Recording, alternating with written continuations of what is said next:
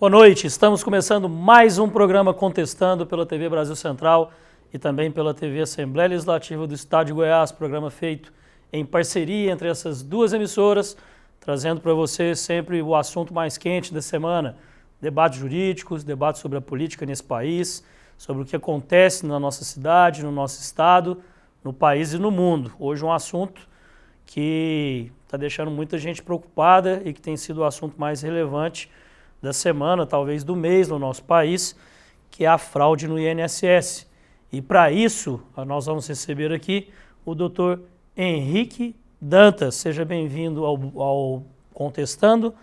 O Dr. Henrique Dantas esteve no Boa Noite Goiás com o jornalista Paulo Berings e hoje está aqui com a gente no Contestando para a gente falar com um pouquinho mais de tempo sobre esse problema seríssimo que vem acontecendo no nosso país. Seja bem-vindo, obrigado pela presença, doutor Henrique. Doutor Daniel Santana, muito obrigado pelo convite. Professor Geraldo Fonseca, muito obrigado. Uma honra estar aqui no meio dos senhores para a gente falar de um tema tão relevante. A honra é nossa em recebê-lo aqui. Comigo, doutor Geraldo Fonseca. Boa noite, doutor Geraldo, seja bem-vindo ao Contestando. Boa noite, Daniel. Boa noite, doutor. Muito obrigado por ter aceitado o nosso convite. É isso, o doutor Caio César Mota, que é nosso companheiro aqui, ainda está de licença médica, mas em breve estará de volta. A gente deseja que ele tenha uma pronta recuperação aí do problema de saúde que está passando. Doutor Henrique Dantas, advogado, professor, escritor e parecerista, sócio fundador do LDS Advogados, especialista em direito previdenciário, MBA em gestão para escritórios de advocacia, membro do grupo de pesquisa em Direito, Economia e Sociedade da Universidade de Brasília. Diz que o advogado previdenciário é aquele que quer se aposentar mais cedo. Acontece isso mesmo? Está perto da aposentadoria, apesar de tão jovem, doutor Henrique? Doutor Daniel, há controvérsias. A advocacia previdenciária é um ramo que tem crescido muito, é um ramo que tem sido cada vez mais relevante dentro da sociedade. As demandas previdenciárias cada vez mais específicas e exigem cada vez mais qualificação dessa categoria de advogados, que cada vez mais cresce, se organiza.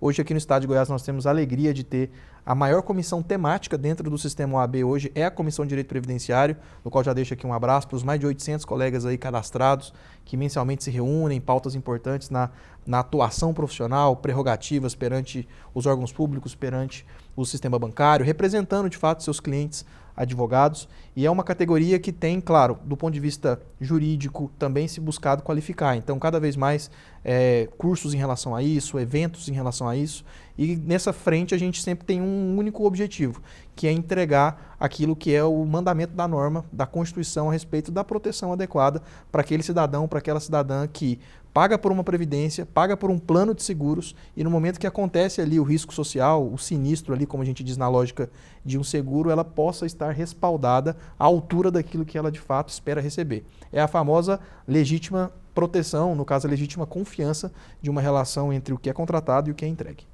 A escolha pelo direito previdenciário veio já na faculdade, já era algo pensado ou o senhor decidiu posteriormente? Conta pra gente como que veio essa escolha.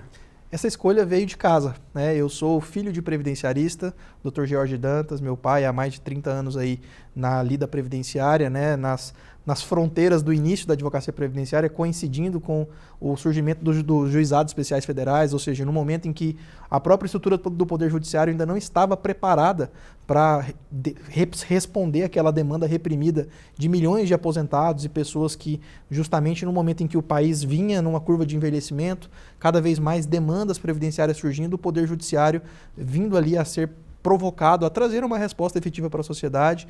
Então, ali no final da década de 90, a gente tem a criação dos juizados federais e com isso nascem os primeiros escritórios de advocacia previdenciária, do qual meu pai, que é filho de um ex-servidor do INSS, foi estimulado ali a estudar, a se qualificar sobre esse assunto e aí veio de casa essa influência. Então já tenho aí entre períodos de estágio, períodos de antes da faculdade até ajudando nas demandas do dia a dia do escritório, quase 20 anos aí de lida diretamente com o segurado, seja como advogado, seja como ali apoio dentro dos escritórios. É interessante que veio do avô então, doutor Geraldo, que já era um servidor do INSS, já trabalhava com a Previdência. Não, e eu tenho um certo respeito por esse pessoal que é mais Caxias, da área do previdenciário, tributário, porque eu vou te falar um negócio, é muita norma, muita regrinha, né?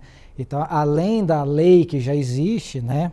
tem duas grandes leis, né, que regem o INSS, você tem uma série de outras instruções, de normativas menores, que vão regulamentando, né, a forma como você ingressa, como solicita o benefício. Houve agora uma mudança, né, de nomenclatura de benefício e tudo. Então, assim, eu admiro. Essa turminha aí é superdotada, é uma turminha que gosta, tem que fazer muito cálculo, tem que mexer com muita coisa. Tem que gostar mesmo, né? Tem que gostar. Bom, vamos para o nosso principal assunto, então, que chocou a sociedade brasileira. E quando eu falo que chocou, não estou sendo alarmista e não estou utilizando aqui da televisão para fazer tempestade em copo d'água. Afinal de contas, acredito que é da sociedade, primeiro, a proteção àqueles que mais precisam. E aqueles que mais precisam são as nossas crianças e os nossos idosos. Então, quando a gente vê uma notícia como essa, todo mundo se preocupa bastante, que é a fraude bilionária no INSS. Uma investigação da Polícia Federal revelou um esquema de fraudes no Instituto Nacional do Seguro Social que desviou aproximadamente 6,3 bilhões entre 2019 e 2024. A operação, denominada Sem Desconto, identificou que aposentados e pensionistas tiveram descontos indevidos em seus benefícios realizados por associações de fachada com a conivência de servidores públicos. Vamos começar pelo começo, doutor Henrique. Como que o senhor recebeu essa notícia? Nós recebemos com muita tristeza, porque são valores que, ainda que quantias consideradas talvez módicas para quem está nos assistindo, são valores que são relevantes dentro do orçamento familiar de pessoas muito simples. Em regra, de cada 10 aposentados hoje pelo INSS do Brasil, 7 recebem um salário mínimo. Um recebe entre 1 e 2 salários mínimos. E apenas 1/10 recebe acima de 2 salários mínimos dentro do INSS. Então, a maior parte dessas pessoas que foram vítimas, seja de valores de R$30, R$12, R$16, até R$80 por mês durante períodos, foram pessoas que faziam falta desse valor. Valor ali para comprar uma alimentação, um remédio, uma coisa básica para sua casa. Então, gera muita tristeza, porque a gente sabe que nessa era digital, os nossos segurados, especialmente pessoas mais humildes, pessoas mais vulneráveis, idosas muitas vezes, são as pessoas mais expostas a esse tipo de, muitas vezes, de assédio, de golpes que podem acontecer. E dessa vez foi um golpe muito sofisticado, que elas sequer eram consultadas para isso, né? Então, foi uma soma de fatores. Eu acredito da teoria de que um avião nunca cai por um único fator. Existem uma soma de fatores que contribuíram para isso. Sem sombra de dúvida, a responsabilização ela precisa acontecer de forma exemplar, porque o que está em xeque aqui, colegas, é a credibilidade de um sistema. Porque todos nós somos contribuintes disso, direta ou indiretamente, e é muito importante que a gente tenha um sistema que ele é confiável. Afinal, quem é que colocaria o seu dinheiro num banco que o banco não é confiável? Então nós precisamos entender que, antes de tudo, gera essa preocupação, primeiro pelas pessoas que foram acometidas por esse golpe, mas também pela questão da credibilidade que está em jogo do sistema. Doutor Geraldo, quando você acha que corrupção e escândalo ficou no passado, quando você acha que o Brasil está caminhando para um novo momento, parece que a gente volta para o patamar zero. Um escândalo de nível nacional que atingiu aí milhares de pessoas, de valores vultuosos e, como eu disse aqui no início, que prejudica principalmente as pessoas que são mais carentes, as pessoas que precisam de uma proteção maior do Estado, isso debaixo dos olhos do próprio Estado. Daniel, é uma pena que a gente começa a acostumar com esse tipo de coisa, né? Depois do que teve na Operação Lava Jato, que lá também foram bilhões, a gente volta a falar de bilhões, né? A gente não fala mais de operações envolvendo milhões, agora é bilhões, né? Então é realmente muito dinheiro, muitas pessoas que foram vítimas, são 11 entidades, se não falha a memória, investigadas, casos emblemáticos, né, de pessoas que foram cadastradas 2 vezes, então tinham 2 descontos, né, um de 20, um de 30, um de 10, um de 15, porque era só trocar uma letra do nome, né? Dobrava a letra do nome, então chama Gisele, põe um com L e depois com 2 L's, e o sobrenome era o mesmo, então faziam 2 cadastros. Pessoas que moravam a 900 quilômetros de onde era a instituição, eles nunca foram lá, nem saber que instituição é essa, né? Então, todas as formas de artimanha. Eu acho que começa, eu acredito que, eu vi um gráfico até na internet, né, não sei exatamente a fonte, não sei se a pessoa buscou do processo mesmo, mas começa bem pequenininho, né, e vai subindo. Então eu acredito assim que eles foram vendo que, tá muito fácil, vamos aumentar. E aí foi quando estourou em 2024, porque aí eles arrecadaram em 2024 o dobro do que vinham arrecadando nos outros, sei lá, vários anos, né? Então, realmente é assustador quando você vê, né, a proporção que tomou, né? E essa é a forma, como o doutor disse, muito bem organizada. É uma organização criminosa, né? O que a gente espera é uma atuação rápida da justiça, né? Que essas pessoas permaneçam presas, que essas pessoas, que os bens sejam recolhidos, alguns bens já foram apreendidos, né? Então, assim, a lei processual penal tem muitas ferramentas boas para se dar uma agilidade nessas horas, né? Então, quebra de sigilo bancário, buscar dinheiro em conta, né? Às vezes até no exterior e tal. O fiscal também, do que essas pessoas eventualmente declararam ou omitiram, né? Então, acho que agora é providências rápidas. Bom, a gente vai chegar a fundo na questão da operação e também a gente vai falar diretamente com você, que porventura foi lesado ou suspeita que foi lesado, e te explicar como que você pode saber se por um acaso a sua aposentadoria passou por esses descontos. Então, aguarda aí. Eu tenho que passar por isso, doutor Henrique, porque a gente vive num país muito polarizado politicamente. E a primeira discussão que eu vi nas redes sociais, a primeira discussão que eu vi após essa operação ser deflagrada, não foi se essas pessoas seriam ressarcidas e como, foi de quem é a culpa. Eu vi aqui que esses desvios nessa operação, eles apontam desvios de 2019 e 2024, mas me parece que antes também já havia suspeitas. Então eu queria que você fizesse um histórico para nós de como que a operação descobriu isso e por quais governos passaram, quais governos tiveram a responsabilidade com relação a isso. Muito bom, Daniel. Acho que a resposta precisa começar com o que é que justifica esse desconto.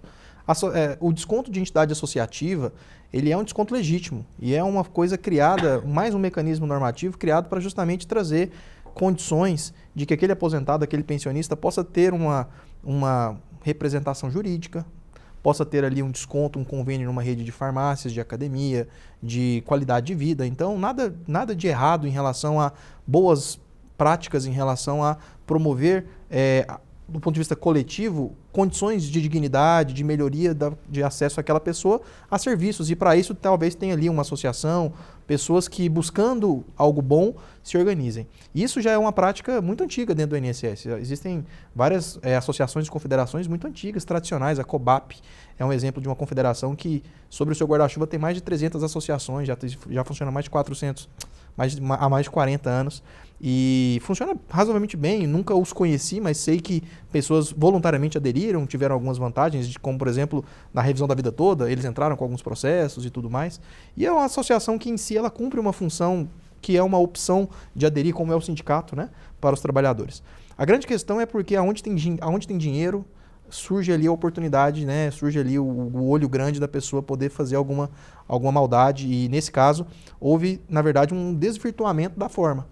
Então, uma ferramenta que é legítima, já existiam isso há muito tempo, essas práticas de cadastramento, e o governo sempre foi, do ponto de vista da norma, muito objetivo. Olha, você não pode ter menos do que 2 anos de cadastro, não pode ter uma situação de menos de tantas pessoas associadas. Então, existem regras objetivas e uma fiscalização supostamente para isso acontecer. O que se verificou, e aí isso nasce, na minha opinião, junto com a digitalização do serviço previdenciário, é que a gente transfere toda a operação previdenciária para dentro da internet. A gente esvazia as agências do INSS. Hoje, cada vez menos nós temos pessoas nas agências. Então, se a gente passar aqui no nosso estado, aqui nas agências, a gente percebe que não tem ninguém na agência, nem trabalhando, nem buscando atendimento, porque lá não há qualquer apoio, muitas vezes, à altura do que o segurado precisa. E quando a gente leva isso para o digital, a gente leva o dinheiro também para dentro do digital. E aí, quando a gente faz isso, a gente começa, talvez, a criar canais de acesso a essas fraudes por meio de pessoas muito bem treinadas ali que pensam em formas de fazer esse golpe.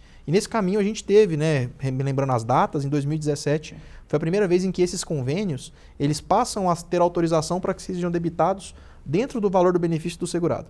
Até então, como que funcionava? Nós somos advogados há muito tempo.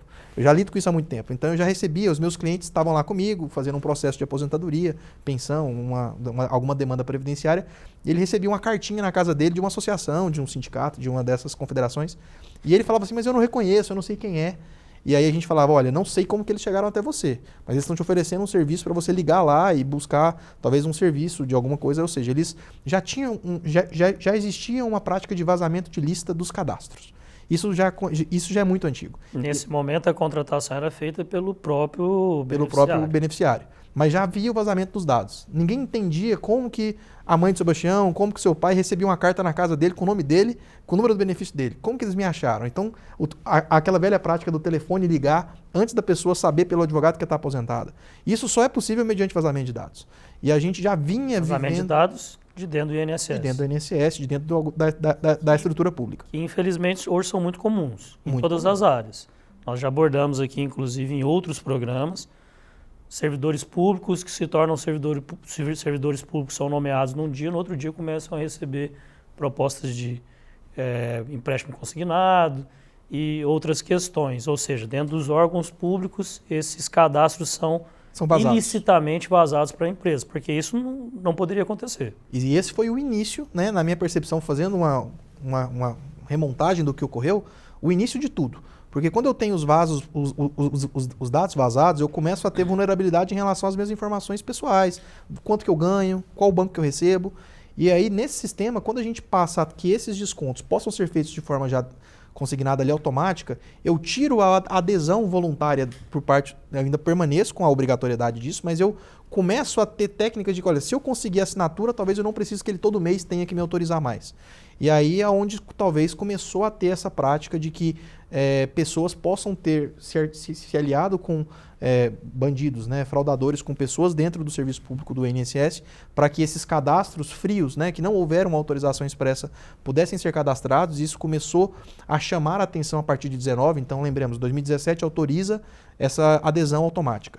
Em 2018, a gente cria o Meu INSS, que é a digitalização do serviço ao cidadão como um todo dentro do INSS. Em 2019, começam a perceber que nem todas aquelas adesões eram de fato autorizadas.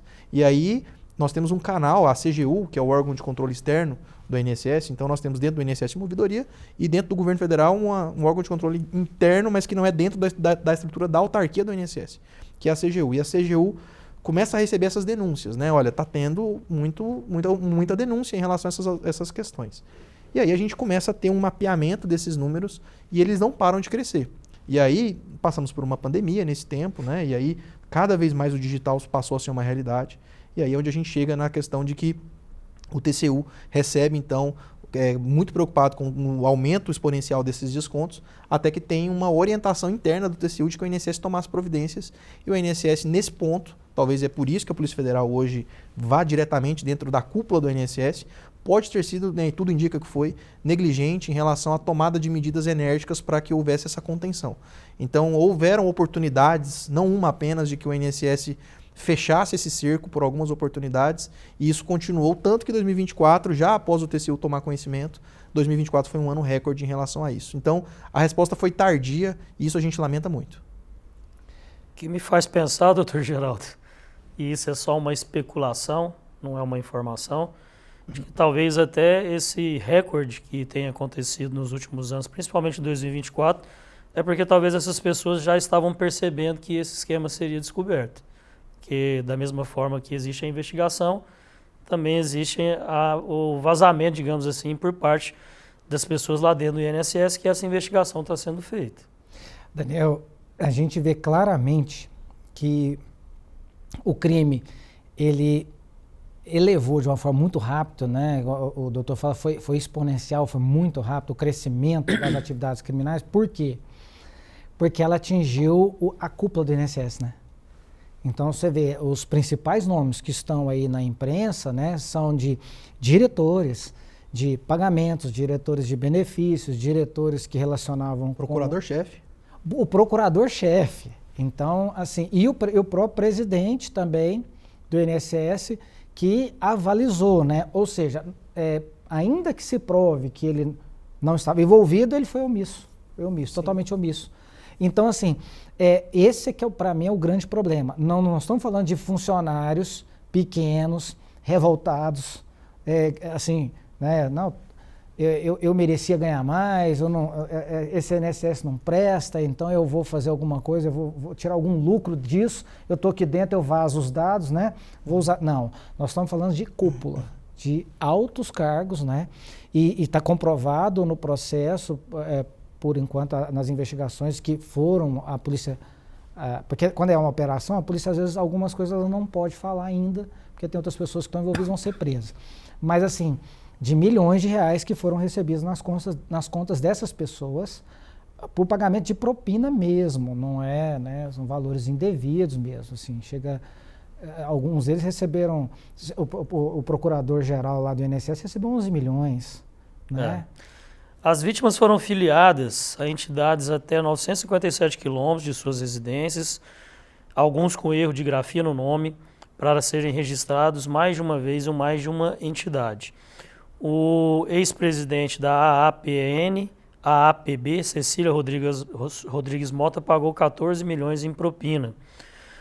O lobista Antônio Carlos Camilo Antunes, que ficou conhecido como Careca do INSS, pagava propinas a servidores do INSS que forneciam os dados dos idosos para cadastro ilegal. Então aqui já começa então a se perceber de onde que vinham esses dados para se fazer o cadastramento de dentro do próprio INSS.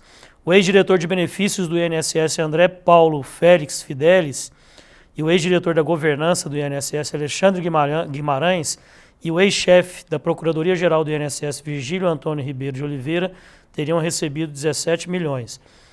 São vultuosas as quantias de dinheiro que essas pessoas receberam. Por aqui a gente para um pouco do esquema que acontecia para a gente abordar um outro tema que também é importante. Essas pessoas que estão lá, segundo o ministro da Previdência, Carlos Lupe, ele disse que a culpa dessa fraude é do governo Bolsonaro, que ele se iniciou no governo Bolsonaro. Mas essas pessoas que estão lá, como o próprio lobista Antônio Carlos Camilo Antunes, estão atuando no INSS e provavelmente cometendo crimes há mais de 15 anos. Ou seja, dentro do que a gente vinha conversando, passa por um tempo longo e por vários governos. O senhor acha que fica claro que nós não podemos ter uma responsabilização de um governo ou de um governante? Eu acho que o problema, ele passa pelos governantes, mas ele passa por todos os governantes que passaram por essa função nos últimos anos. A gente percebe um claro interesse, talvez, ou uma questão que sinaliza para um desmonte da Previdência Social em relação ao atendimento. Até pouco tempo atrás, eu não estou falando de muito tempo, eu estou falando de 20 anos atrás, as carreiras de auditor da Receita Federal e analista do INSS, eles eram a mesma. Eu fazia um concurso público para as duas carreiras, inclusive a remuneração era pareada, né? Eu tinha condições muito atrativas, inclusive para essa carreira de auditor fiscal, porque o custeio da Previdência, que hoje a Receita administra, era próximo dali da gestão de benefícios. E a partir dessa separação das carreiras, o que é parte de arrecadação, do que é a parte de contrapartida de benefícios, e aí isso vem lá atrás, gente. A gente está falando lá de Fernando Henrique Cardoso para cá. A gente vem de um modelo em que cada vez mais é interessante que eu tenha um aparato arrecadatório mais bem preparado.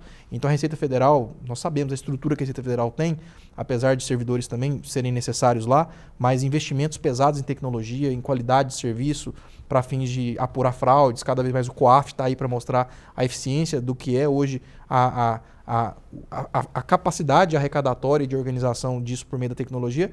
E, por outro lado, a gente tem claramente o desinteresse em ter uma boa estrutura de atendimento ao público e uma péssima estrutura em fiscalização de gestão desse recurso público. E nós estamos falando de uma autarquia que administra um orçamento anual de R$ 1 trilhão. E uma autarquia que é muito sucateada, é muito mal cuidada, considerando, e isso não é contra os servidores que lá estão, é contra quem deveria zelar por essa estrutura. Então há um claro desinteresse de valorizar essa estrutura, porque agora nós percebemos um rombo, que é um rombo que afeta todas essas pessoas, mas isso nada mais é do que a consequência natural de um desmonte natural, porque eu não consigo ter braço suficiente nem para conceder benefício, nem para fiscalizar a fiel e a correta organização de pagamento de benefícios. Então, são 32 milhões de pagamentos por mês.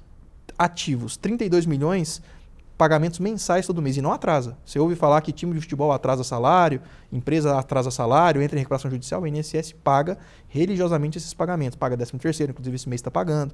Então é uma operação gigante de pessoas entrando, saindo, um morrendo, um nascendo, e o INSS cuida da vida do nascimento até o final. Ou seja, é uma operação enorme e muito pouco cuidada em relação ao valor que está envolvido de valor financeiro. Então quando a gente vai buscar responsabilização, eu gostaria de dizer que eu percebo um claro e natural até, por isso que não nos surpreende, chegar a esse ponto.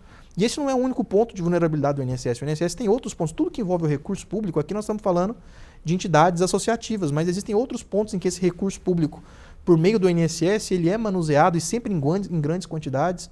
E qual é a governança, como você disse, um cargo de um dos servidores que foi preso, foi afastado, em relação a isso? Qual que é a governança praticada? Nós poderíamos falar de outros escândalos que podem acontecer, podem vir à tona muito em breve, relacionado a outros órgãos, a outras frentes também do INSS.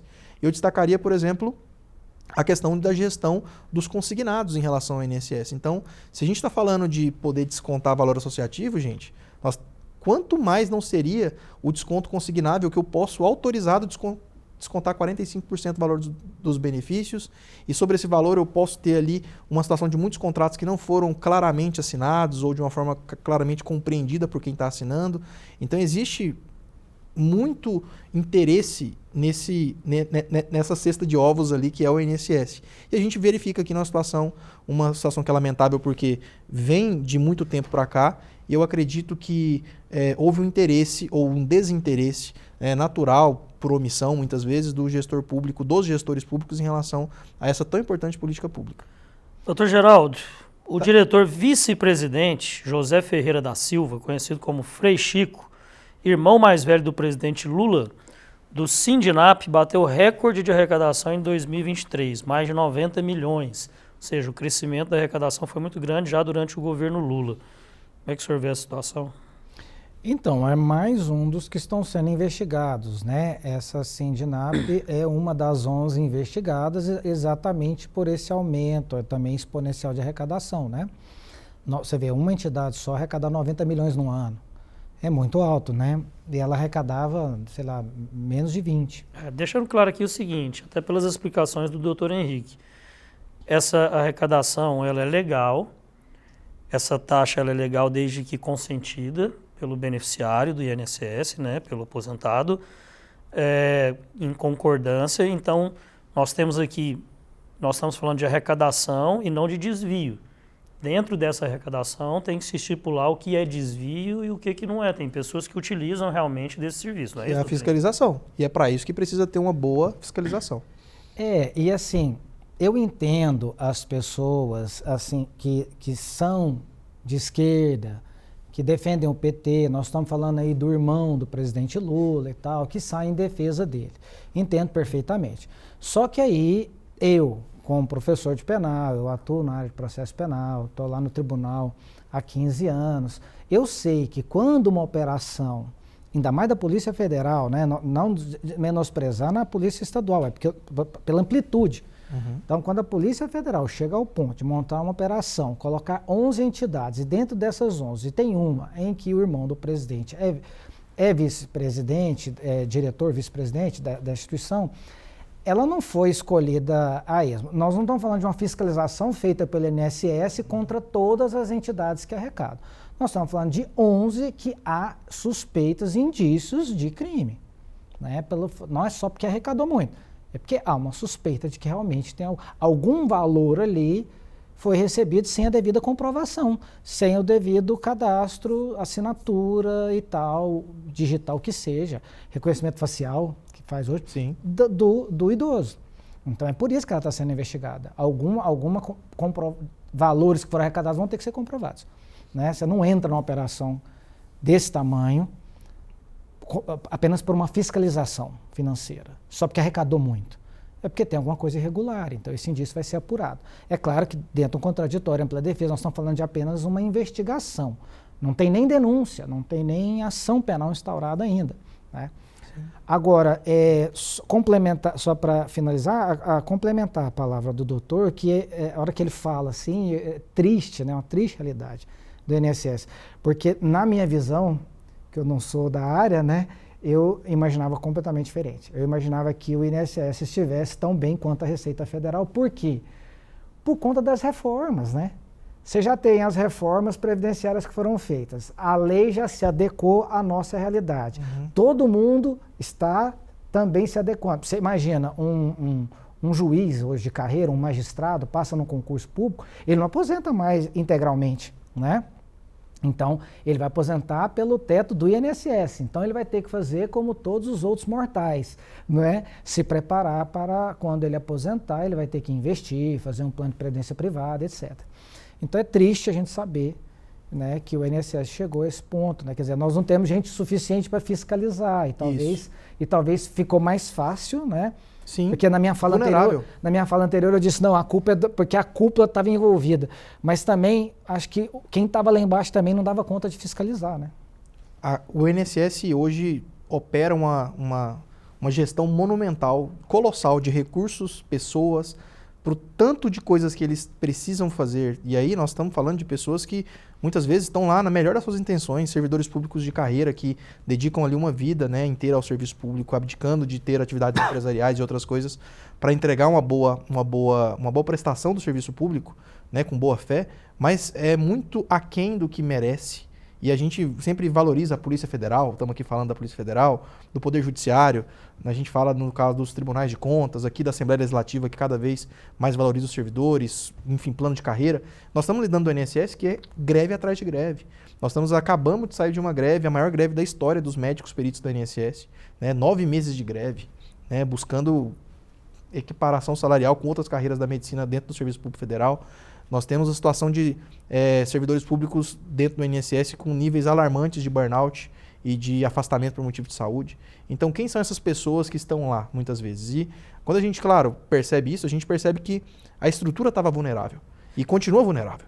E a gente precisa entender que se a gente quer um país que administra esse recurso público desse tamanho, com boa prática, com governança, com a controladoria bem ajustada, a gente precisa de boas pessoas lá dentro. Senão a gente desestimula. A gente não quer participar disso. O jovem já não quer participar. Agora quem está no meio da idade olha um negócio desse e fala assim, eu não vou depender disso. Porque é muito frustrante para quando você cria uma concepção de uma política pública que vai proteger essas pessoas e no momento que você tem a oportunidade ali de fazer a boa gestão desse recurso, não existem devidos ajustes institucionais para isso. Então o que a gente espera é que tenha uma responsabilização exemplar disso, mas sem abrir mão da outra parte, porque a operação assim, a gente tem o INSS enquanto operação e o INSS enquanto plano de benefícios. Então, é como se eu tivesse uma seguradora que tem que dar conta dessa demanda e quais são os benefícios entregues por aquela seguradora. A gente tem, como você falou da questão das reformas, alterações constantes e substanciais em relação ao que é a proteção. Então eu protegia isso, agora eu protejo aqui menos, eu protegia um, agora eu protejo 2. Essas mudanças, elas mudam o tempo todo. Ou seja, isso já é um problema, que exige de todos os profissionais envolvidos um constante estudo e qualificação. Mas a operação que está por trás disso é onde moram essas vulnerabilidades que a gente acabou de falar do recurso público. Então, assim, causa uma tristeza muito grande, porque é dinheiro público, mas dinheiro principalmente de pessoas ali que foram diretamente atingidas com valores que fazem diferença. Vamos falar dessas pessoas então. Vamos entrar na parte que interessa para aquele que é usuário do INSS, que é beneficiário do INSS. Primeira coisa que eu queria saber do Dr. Henrique é como é que a pessoa pode saber se ela está sendo lesada ou não. Como é que ela pode ter acesso e saber se está sendo feito e se foram feitos descontos em sua aposentadoria sem a sua prévia autorização?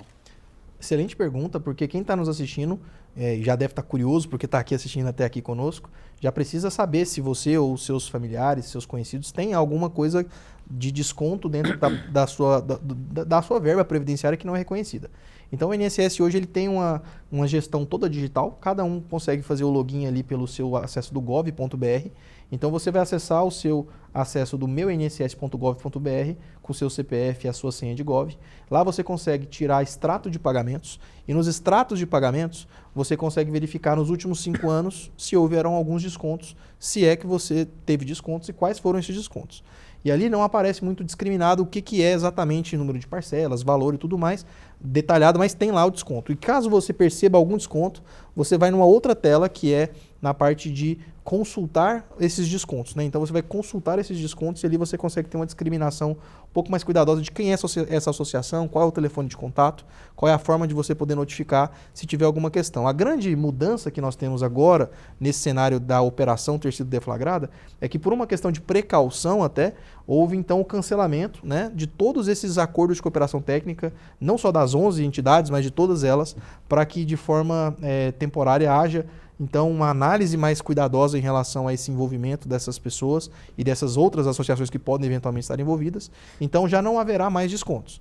Mas para a pessoa consultar se houve essas consignações retroativas, ela consulta pelo extrato de pagamentos do INSS. Então está suspensas todo o desconto?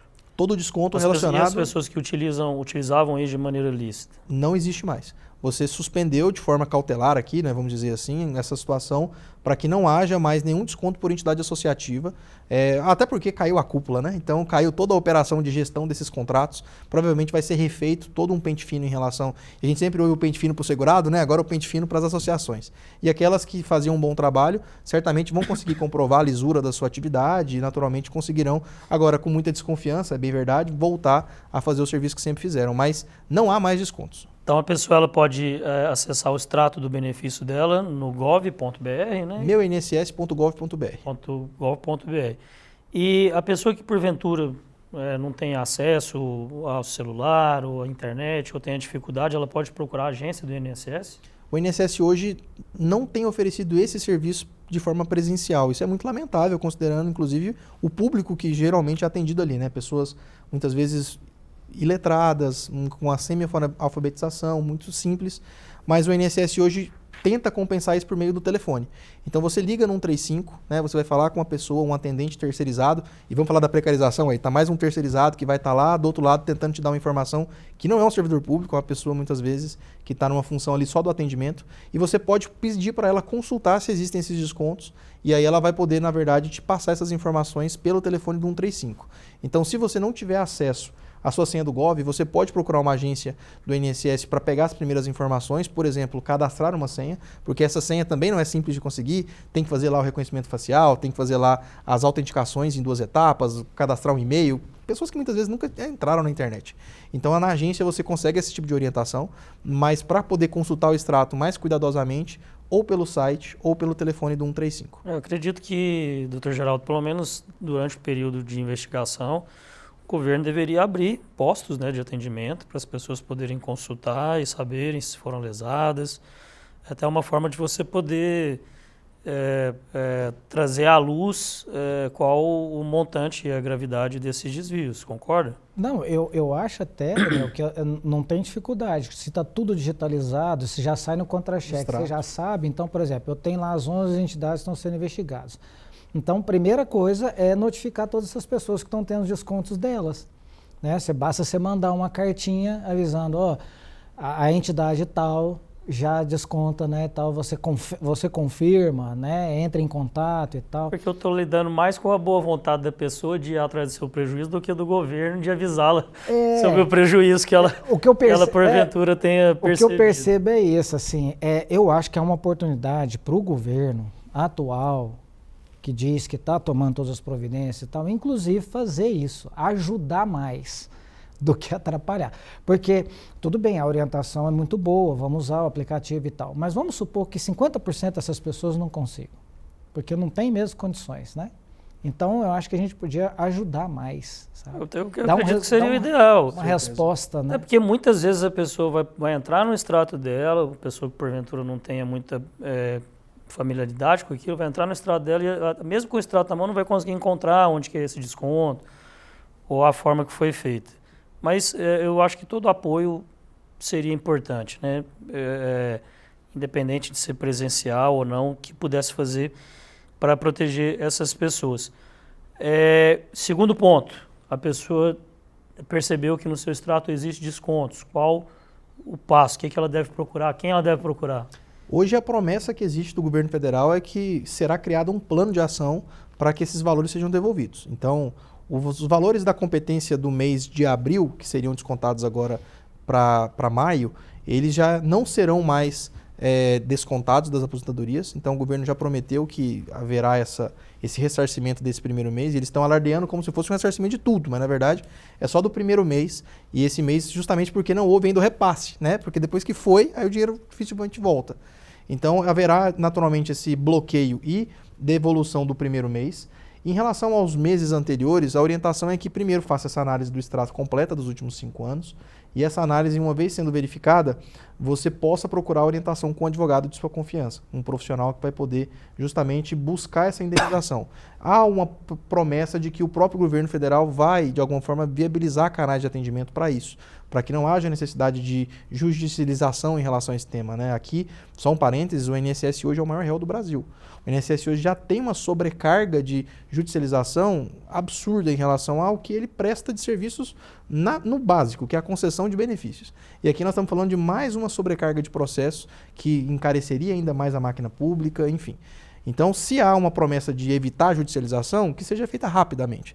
Mas o que nós orientamos aqui nesse primeiro momento, enquanto tudo ainda está muito nebuloso, é que você não espere para poder buscar essa reparação, porque, de fato, não há garantia nenhuma de que isso vai ser feito. Pois não. Só para dizer que, uma vez identificado, então, e procurando um advogado de sua confiança, o que se tem orientado a fazer é justamente pedir pelo ressarcimento em dobro desses valores consignados indevidamente, na medida em que aplica-se, nesse caso, a relação de consumo, porque essa entidade ela presta um serviço ao aposentado, ao beneficiário do INSS, e essa devolução em dobro ela pode ser cabível nesse caso também, além, é claro, da indenização por danos morais, porque houve um vazamento de dados, houve uma não autorização para que esses descontos fossem feitos em cima de um valor ali de verba alimentar. Então, assim, a jurisprudência é muito pacífica em reconhecer a realização de dano moral. Existe um tema no STJ, inclusive, para discutir se esse dano moral ele é presumido ou não, mas de toda forma a gente orienta a sempre buscar, porque essa demora pode acabar gerando algum prejuízo aí pela decadência, pela preclusão pela prescrição de algumas parcelas. Então, de toda forma, dizendo para a nossa audiência, procure o quanto antes fazer esse levantamento. É uma situação que, com certeza, não vai ser rápida a solução, mas eu tenho certeza que é melhor buscar do que esperar que venha uma resposta lá de Brasília. Pois é, e aí vem, acho que, uma questão que ela é contraditória, pois o ministro da Justiça diz que todos os idosos que foram lesados serão ressarcidos. Mas o ministro da Economia, ele diz que não existe ainda uma previsão de incluir o ressarcimento das vítimas no próximo orçamento e que tem que se aguardar decisões judiciais. Como que você vê que vai... como que nós vamos pensar daqui para frente o ressarcimento dessas pessoas? Ele vai ser feito via administrativa ou só via judicial? Se não tem inclusão no orçamento, quanto tempo isso pode demorar? A gente tem que lembrar que a gente está lidando com idosos, pessoas que porventura precisam desse dinheiro imediatamente. Sim. Se a pessoa não tem o dinheiro, por exemplo, às vezes para um remédio ou para algo que ela necessite, ela está correndo um risco, inclusive, de vida. É uma situação urgentíssima. Sim. Eu entendo que a judicialização ela é lenta e ela é cara, mas ela muitas vezes é necessária. Ela é talvez o único remédio que vai trazer a mais justa reparação diante da grave lesão que foi verificada no patrimônio ali daquele segurado. Então eu acredito que de fato o governo, até pensando talvez numa reparação reputacional diante da gravidade das denúncias, da forma como a coisa aconteceu sem a devida fiscalização e controle, possa ali fazer, do ponto de vista político, uma manobra para que haja uma verba destinada para que parte desse valor seja devolvido por meio de algum crédito. Então existe caminho para isso ser resolvido administrativamente. Mas isso não vai contemplar naturalmente todas as pessoas, não vai contemplar naturalmente a devolução em dobro, não vai contemplar naturalmente o reconhecimento por danos morais. Então, é um caminho que pode ser uma solução temporária, rápida para alguma situação, mas eu duvido muito que isso venha a ser feito para todos e tente, de alguma forma, trazer uma equidade nesse tratamento. O que eu acho que deve ser feito é cada um, de fato, buscar essa reparação, porque o INSS não te pediu licença para poder descontar os valores. Então, não é porque talvez isso você tenha que pedir licença para esperar. Acho que a regra é essa, judicializa, a gente percebe que isso naturalmente vai, enfim, demandar, vai sobrecarregar a máquina pública naturalmente, mas no momento oportuno isso vai ser feito um acordo, talvez, e as demandas já judicializadas sejam tratadas de uma forma específica. Então eu acho que o aposentado ele sofre muito. Ele sofre na ponta para aposentar, depois ele sofre na outra ponta para reaver um valor que foi descontado indevidamente. Então a gente sempre quer levar para o lado da boa-fé, que o Estado brasileiro está zelando ali pelo recurso público, mas a gente acaba de verificar um escândalo desse tamanho. Eu acho que seria muita ingenuidade, a palavra é essa, talvez esperar vir de Brasília um reconhecimento de dano moral, de devolução em dobro.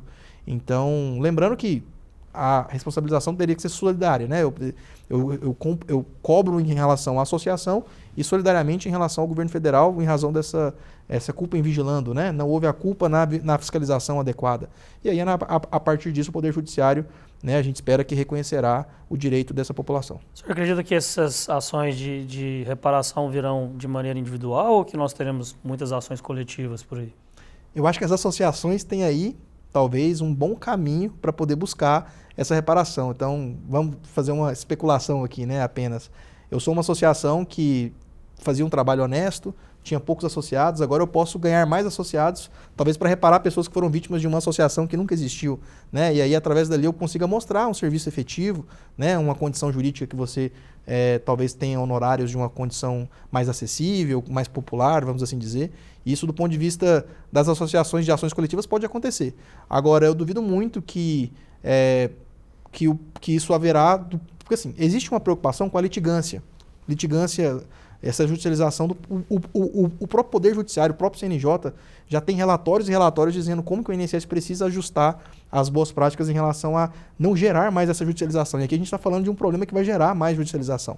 Então, do ponto de vista da solução, eu acho que o Poder Judiciário deveria, de alguma forma, se aproximar do Poder Executivo e falar assim, olha, vamos conversar sobre isso, porque isso vai desaguar aqui no Poder Judiciário naturalmente e talvez propor uma forma que a própria AGU reconheça um dano moral, mas não no valor que seria uma ação individual, para de alguma forma propor um bom acordo do que uma má briga, como a gente tem tradicionalmente. Resumindo, quem chega primeiro bebe água limpa, meu amigo.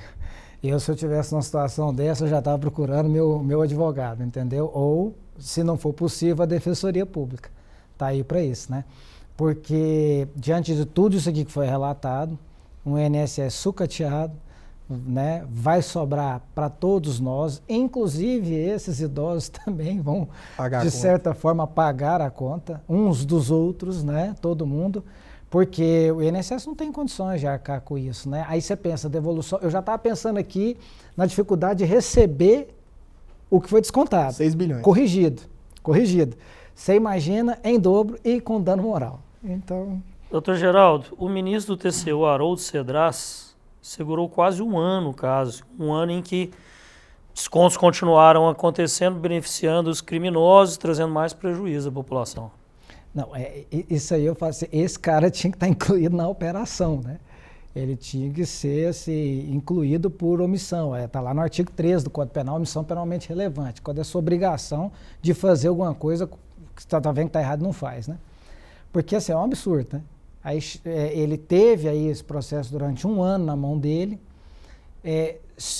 Me parece, pelo que eu li, ele não julgava as defesas das empresas e aí esse processo... E aí agora não precisa nem julgar mais, né? Agora a Polícia Federal já deflagrou a operação, nós já sabemos o que aconteceu. Mas você imagina se ele faz isso no início do ano passado, em março, né? Teria evitado aí alguns bilhões de prejuízo, né? É isso, doutor? Eu acho que a justiça tardia, ela nada mais é do que a injustiça manifesta, como dizia Rui Barbosa, né? Sim. E o Poder Judiciário aqui, o Tribunal de Contas da União, né, que representa uma instância de tomada de decisão importante sobre o tema, poderia ter tido uma resolução mais rápida sobre isso. A gente sabe que, e eu não conheço o ministro, eu não conheço os detalhes do caso, mas houveram defesas, muitas vezes protelatórias das associações para tentar de alguma forma tumultuar o processo, embargo dos embargos e pedindo retirada de pauta e despachando com o magistrado. E foram, se eu não me engano, pela notícia, 5 retiradas de pauta consecutivas.